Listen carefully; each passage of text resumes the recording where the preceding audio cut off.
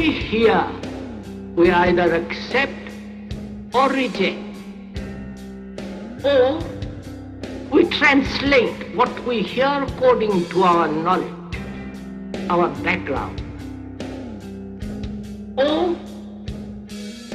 we compare what is being said to what is already known, or we oppose one idea by another. All these characteristics of hearing denies the act of listening. When one listens, there is no comparison, there is no acceptance or rejection. That very act of listening brings about a total attention in which you see the totality and the whole significance and structure of what is being said.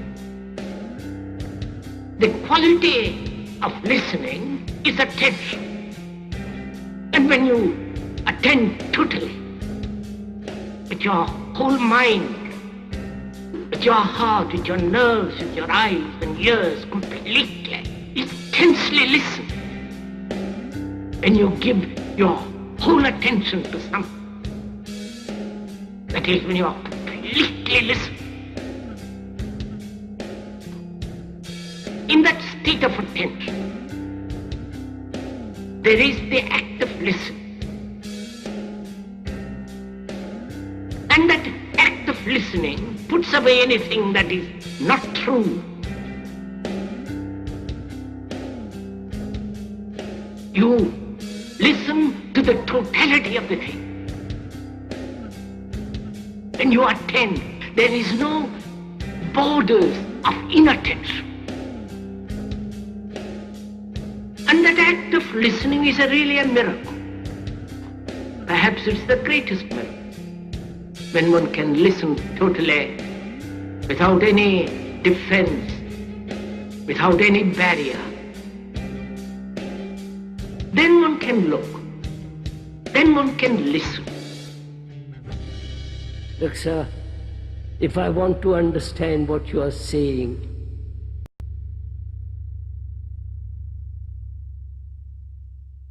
I listen to you. I listen to you with affection, with care, with attention. Because I know what you're saying. I've heard this before.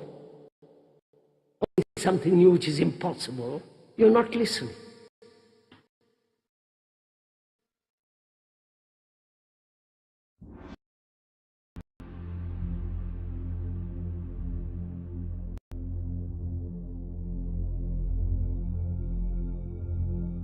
One of the most intriguing discoveries in modern science is the fact that there is nothing in this world that even approaches what might be called truly solid. We speak of solids, liquids, and gases. But these terms describe superficial rather than basic properties of matter. All matter, regardless of its state, is composed of invisible particles called atoms, which in turn are composed of other particles. The air we breathe, though invisible to us, is just as real as wood or metal, because it's made of the same fundamental particles. It is the arrangement of these particles and the forces that bind them together that give to a substance its special properties. If we bring a piece of steel close to a magnet, we say that the steel becomes magnetized. But what is it that actually happens? If we place the steel inside a coil of wire connected to a high-gain amplifier, and then bring the magnet close to the bar of steel, we can hear something that suggests movement inside the steel. Listen.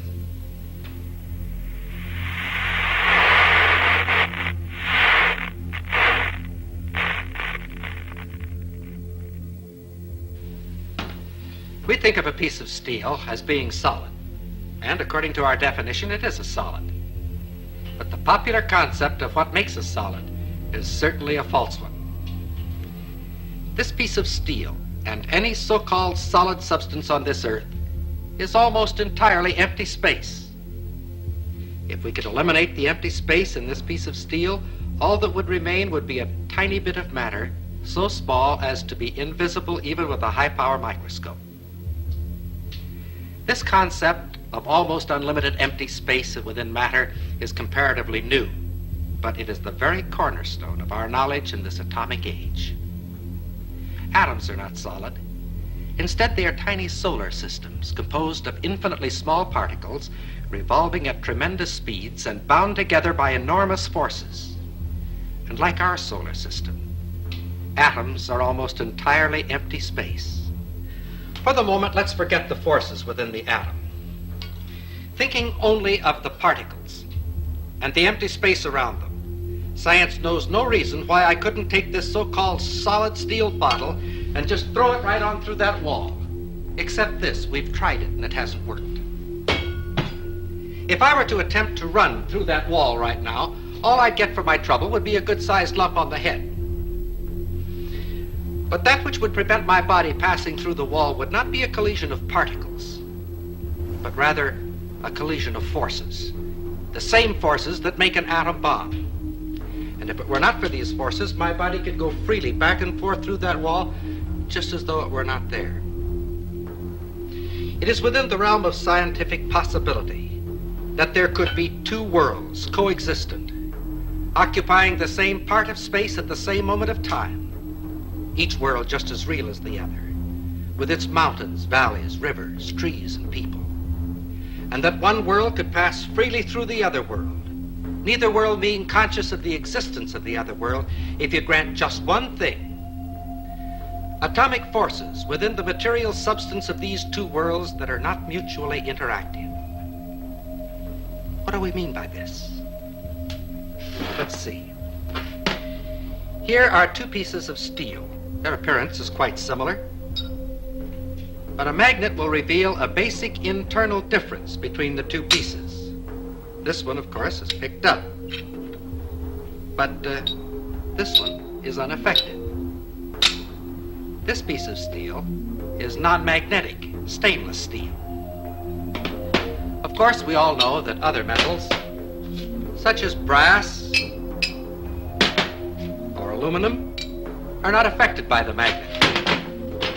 But a ring made of aluminum is something else.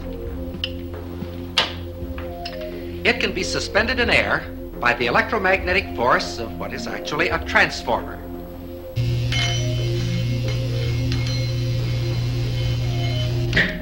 The ring being in effect a one-turn shorted secondary.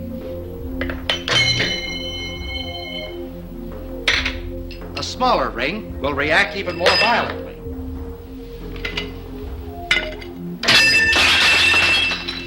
Here is another ring. This one made of a material we say is non-conductive.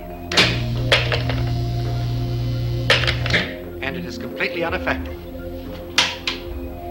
Here is another example. Several thousand watts of power were involved in that spark. If we replace the spark gap with a copper coil, the same power now flows through the coil. It's invisible, has no effect on many substances, but it can generate a lot of heat. Wood, paper, things that we think of as being quite inflammable are not affected at all. However, a piece of steel wool bursts into flame instantly.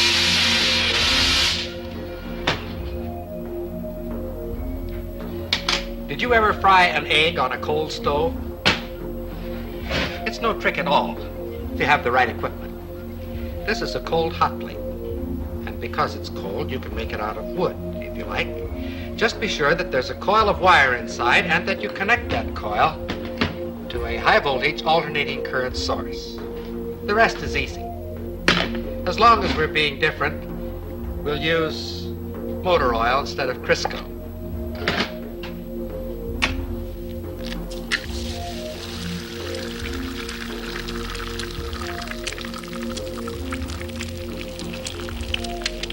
The egg fries very quickly, but the stove remains perfectly cold. In fact, if you wish, just to keep it handy, you can fry your egg on the morning newspaper. With a gadget like this, you can get up in the morning, sit on the stove, read the morning newspaper, and fry the eggs in your lap. Another example of the fact that physical forces can be quite selective in their effect. All of the examples which we have cited thus far have been in the physical realm, and of course have been limited by that fact.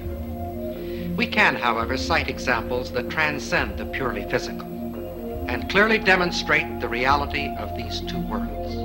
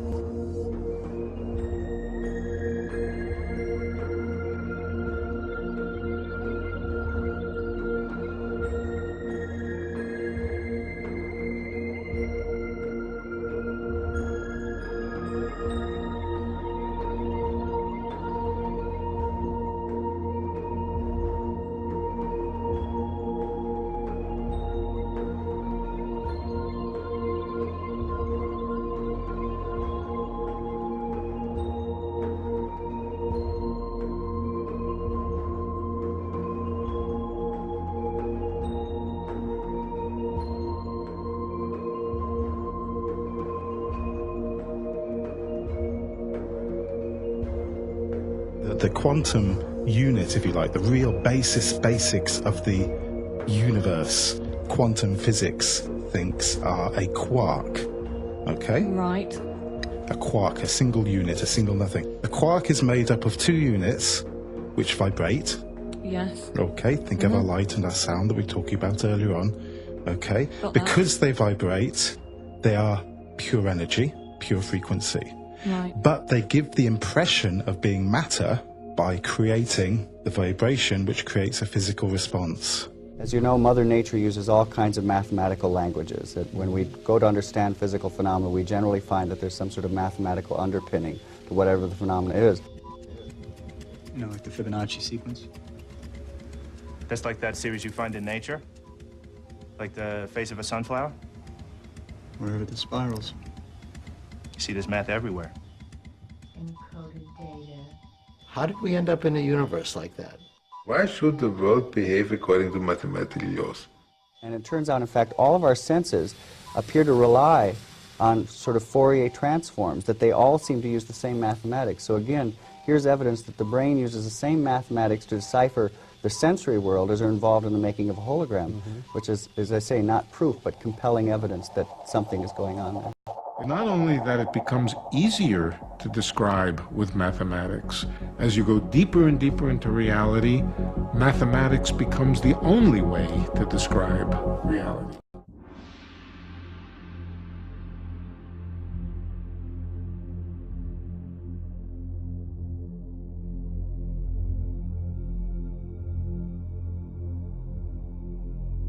Okay, so 1, 1, 2, 3, 5, that's the beginning of the Fibonacci sequence. Next number in the sequence, what do you think? How about 8? The number after that, 13. The number after that, 21. So if you're getting those right along with me, then you've recognized the pattern that I wrote with the first few numbers in the Fibonacci sequence, which is this. It starts with a 1, the next number is a 1, then after that, to get the next number, you'll always add the two numbers that came before that. So 1 and 1 is 2, 1 and 2 is 3, 2 and 3 is 5, 3 and 5 is 8, so on and so forth. So that's recognizing the pattern that exists in the Fibonacci sequence. So it turns out that this sequence of numbers has all kinds of applications. It describes all kinds of things in the world that we see around us.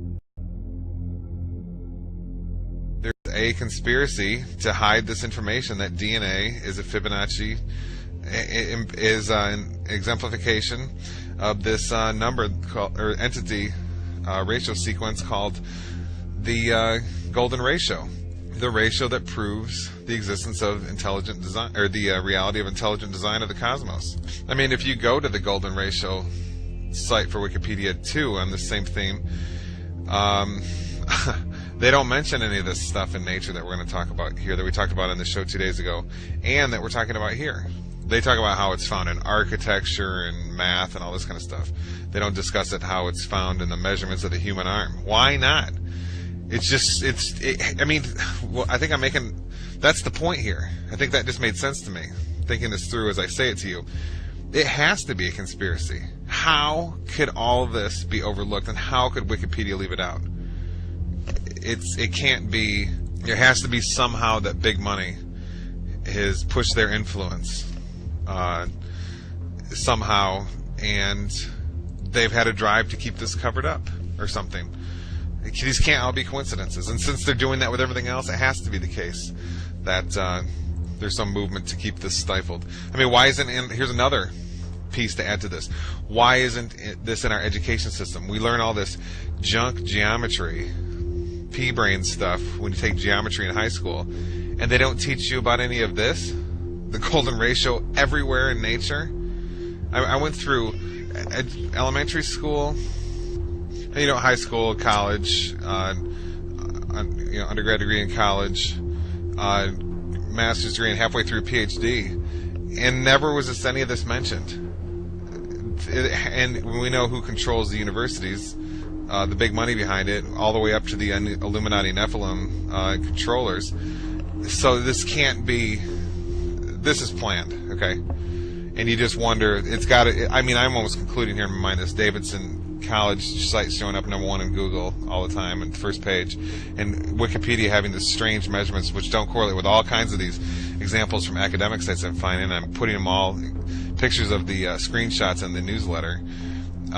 It's got to be a conspiracy.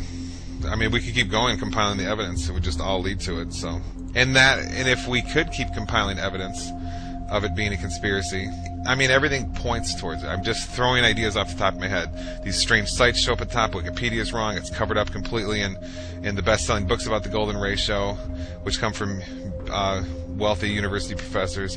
It's the universities and the government-controlled education system absolutely covers it up. You see how, I mean, everything's falling in the same direction. So when everything, all these conclusions point to the same direction, that it's covered up and hidden.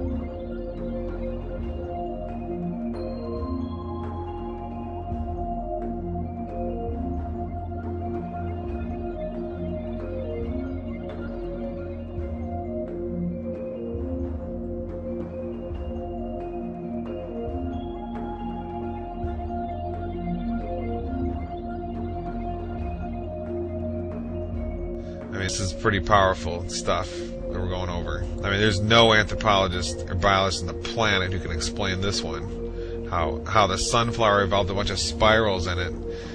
It's seed pod design, and how those spirals exactly lead to a golden ratio Fibonacci series numbers. Unbelievable.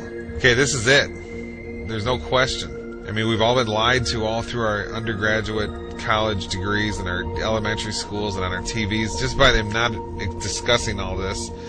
I mean, you know how many examples I have here? There's so many, and they're all this powerful. Okay? And all this was hidden from us while we were in our schools learning about, what were we learning about? Plate tectonics theory. I mean, it's pretty sad case. And when it's so obviously everywhere in nature, it has to be a conspiracy in the satanic New World Order Illuminati system we live in.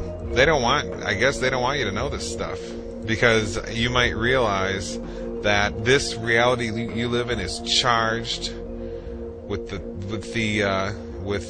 Yahweh. The architect's fingerprint is absolutely everywhere, and it's in you. You are a piece of that fingerprint. And hey, you might realize that your consciousness is also, and that there's no joke in saying you're created in God's image, and you can therefore take part in the power and creation of the intelligent designer.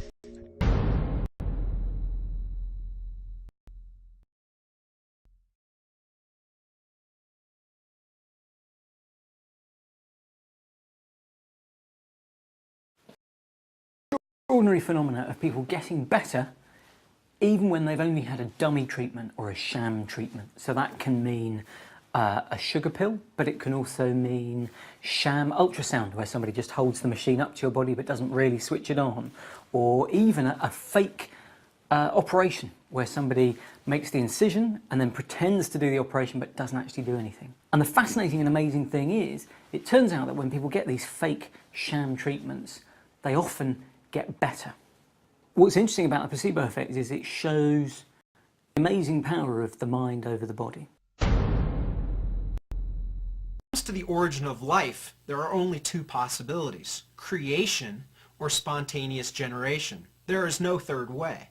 Spontaneous generation was disproved 100 years ago, but that leads us to only one other conclusion, that of supernatural creation.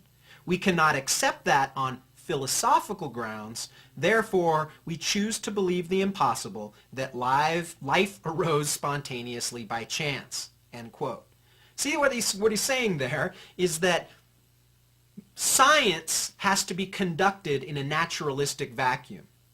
On philosophical grounds, we can't follow the evidence wherever it leads if it leads us outside the natural realm, to a metaphysical realm, to a supernatural realm. We have to stay within this naturalistic, materialistic box. This in 1954, and the idea here is that science will ultimately answer all of these questions. But the last thing that we want to do is jump into some kind of philosophical or theological explanation. It's interesting that 30 years later, in 1984, the late George Wald again gave us another quote. This was called Life and Mind in the Universe, and he actually was speaking at the Quantum Biology Symposium. And here's what he said 30 years after the quote I just read you. "It has occurred to me lately, I must confess, with some shock at first to my scientific sensibilities, that both questions, meaning the origin of consciousness in humans and of life from non-living matter, might be brought into some degree of congruence. This is with the assumption that mind, rather than emerging as a late outgrowth in the evolution of life, has existed always as the matrix, the source and condition of physical reality. The stuff of which physical reality is composed is mind stuff. It is mind that has composed a physical universe that breeds life and so eventually evolves creatures that know and create science, art, and technology-making animals. In them, the universe begins to know itself."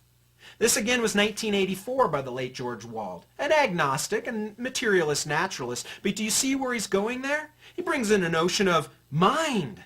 He says, as I studied these 30 years, these 3 decades since his previous statement, How does matter become mind?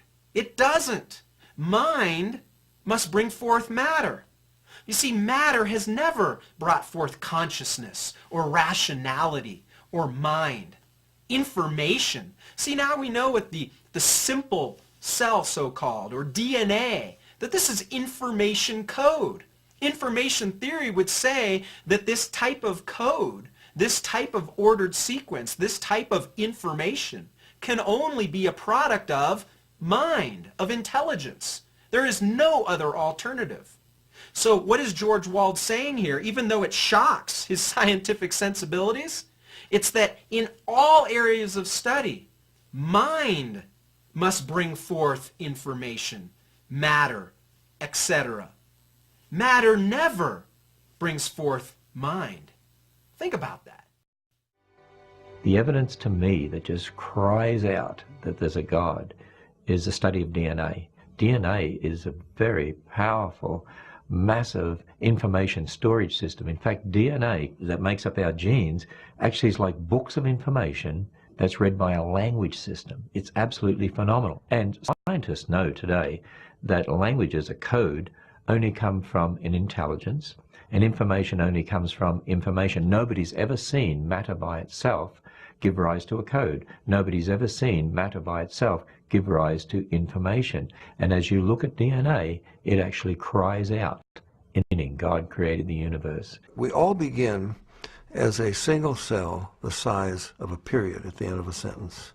How does that cell know how to build a body with 100 trillion cells in it, thousands of different kinds, and each one of them is so complex, nanochemical machinery beyond our comprehension how it works.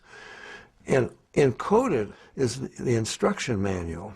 It's the manufacturer's manual how to build and operate every part of this incredible body made up of 100 trillion cells.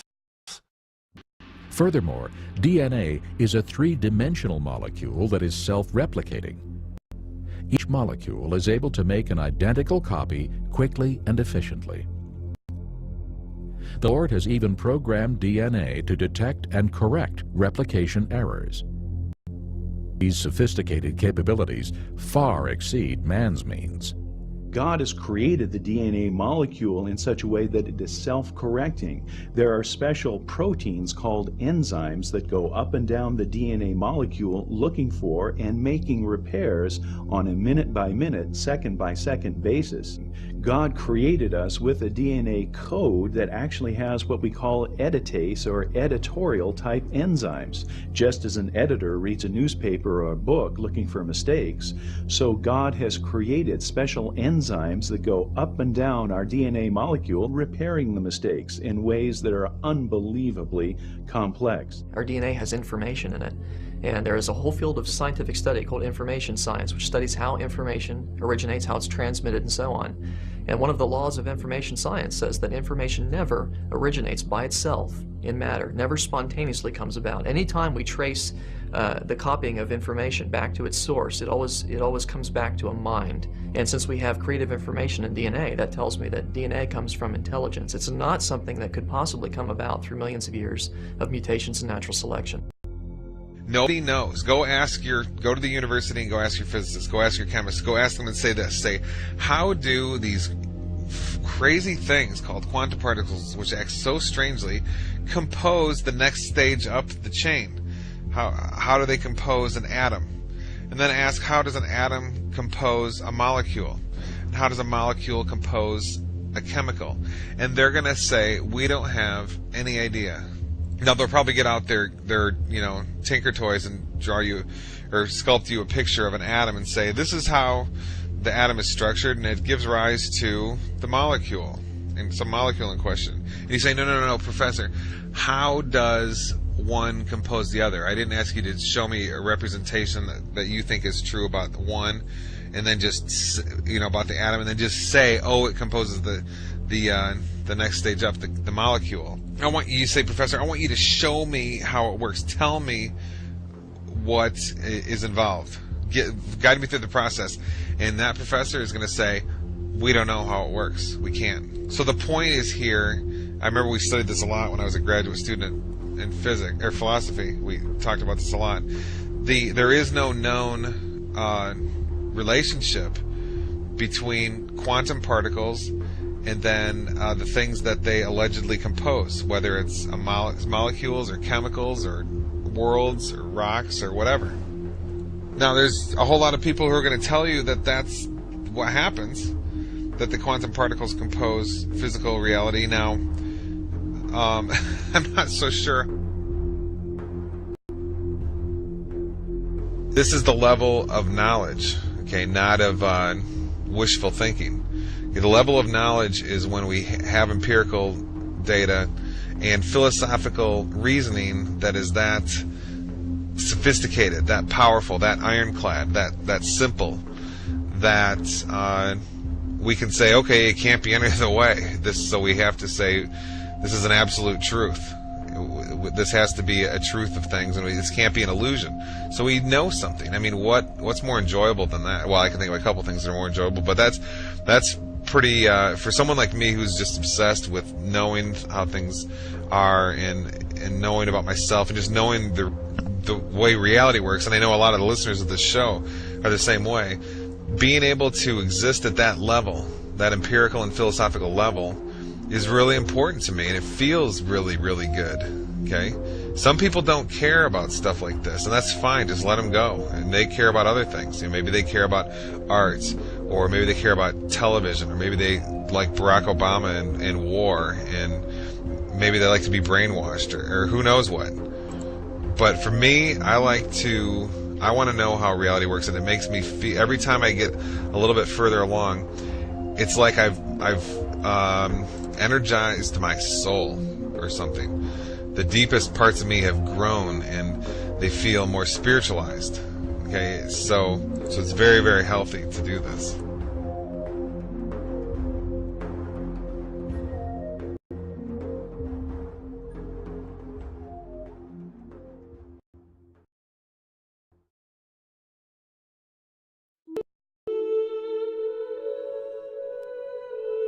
And did you believe in God? Oh, yes. Do you now believe in God? Now? Difficult to answer. I know. I don't need to believe. I know.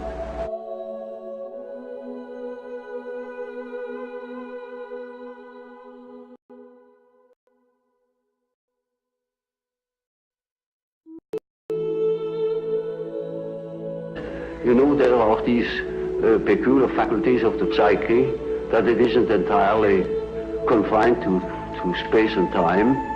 Now, these facts show that the psyche, in part at least, is not dependent upon these confinements. And then what? When the psyche is not under that obligation to live in time and space alone, and obviously it doesn't.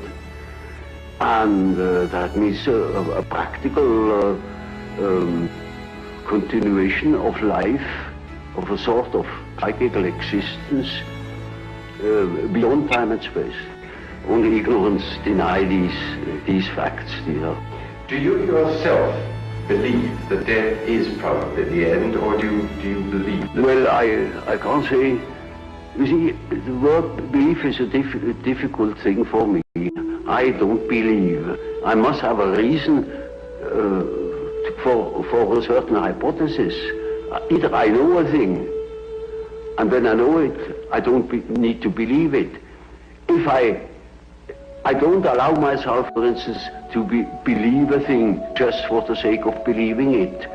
I can't believe it. But when there are sufficient reasons for a certain hypothesis, I shall accept these reasons, naturally. Well, now, you told us that we should regard death as being a goal, yes, and that to shrink away from it is to evade life and yes, life purposes. Yes. What advice would you give to people in their later life life to enable them to do this, when most of them must in fact believe that death is the end of everything? When he is afraid, when he doesn't look forward, he looks back. He petrifies. He gets stiff and he dies before his time. When he is living on, looking forward to the great adventure that is ahead, then he lives. And that is about what the unconscious is intending to do. Of course, it's quite obvious that we are all going to die, and this is the sad finale of everything. But nevertheless, there is something in us that doesn't believe it, apparently. But this is merely a fact, a psychological fact. Doesn't mean to me that it proves something. It is simply so. And I think if you think along the lines of nature, then you think properly.